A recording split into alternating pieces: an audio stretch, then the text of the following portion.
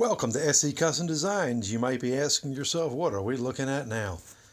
Okay, so we had a customer order for bandsaw boxes that are slightly bigger than this. So your standard 4x4 size minus the shrinkage. So we have it at 5.5 inches deep and various lengths. Okay, so we have the blocks all set here. So what I'm doing is a quick tip. If you haven't thought about this, then let me do the thinking with you. So when you are joining two pieces of wood together and you have a lot of glue in there, what does that spell? Slippery. Slippery. Everything's slipping all around. So how do you clamp these boards without moving? And trust me when I tell you, they will move. Even if you have superpowers, they're just going to move on you. So here's the tip. There's a very simple tip.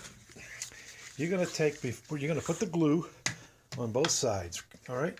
Then you're going to take a clamp, these little clamps, and you're going to squeeze this way. Now that's going to stop the board, okay, from going this way for sure, okay? So just watch this with your eyes, because it's going to slip out. It's going to go this way or that way. At least it isn't going to go this way. Then take another clamp. I'm working left hand here. and you're going to clip here, okay? Like so. Going to clamp it down. If I can manage to clamp with my left hand. There we go. So like this. And again, the stock is going to want to go this way or that way. Ain't gonna go this way or that way though, okay? And that's really the key. So once you get these guys clamped this way, then go ahead and get your other clamps and secure the wood down. Squeeze it together. And remember, don't squeeze too hard. You don't want to squeeze all the glue out. So that's you may not think about that, but you need the glue in there.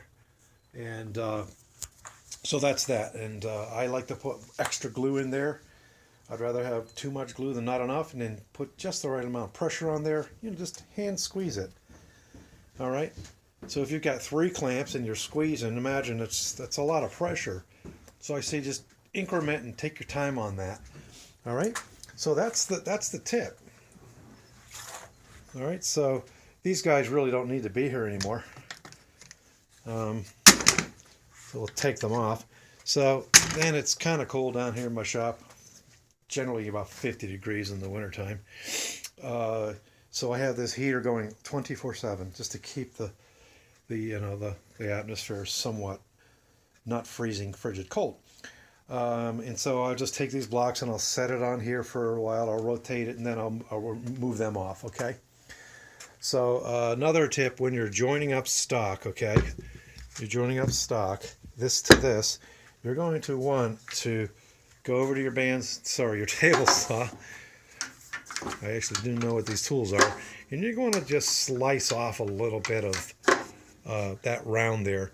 But what you're doing is you're creating an exact flat surface on this block and on this block.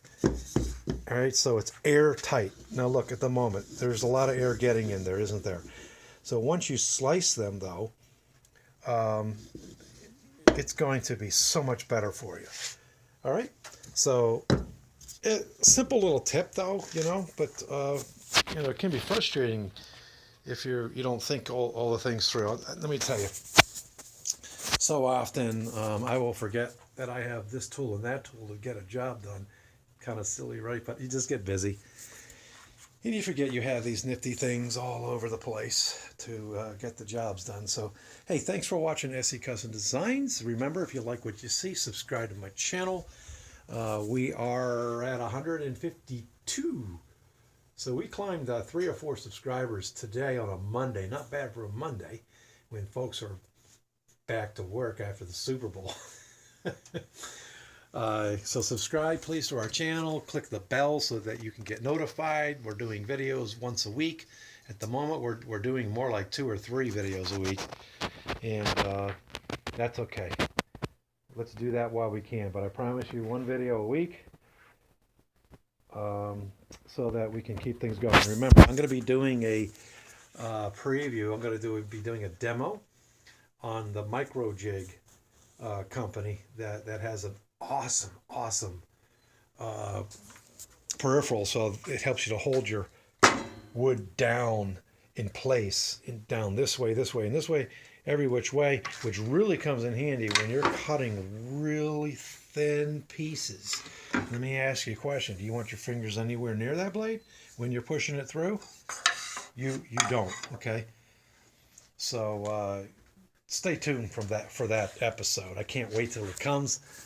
It got shipped today, so maybe it'll be here by Thursday, and I'm excited.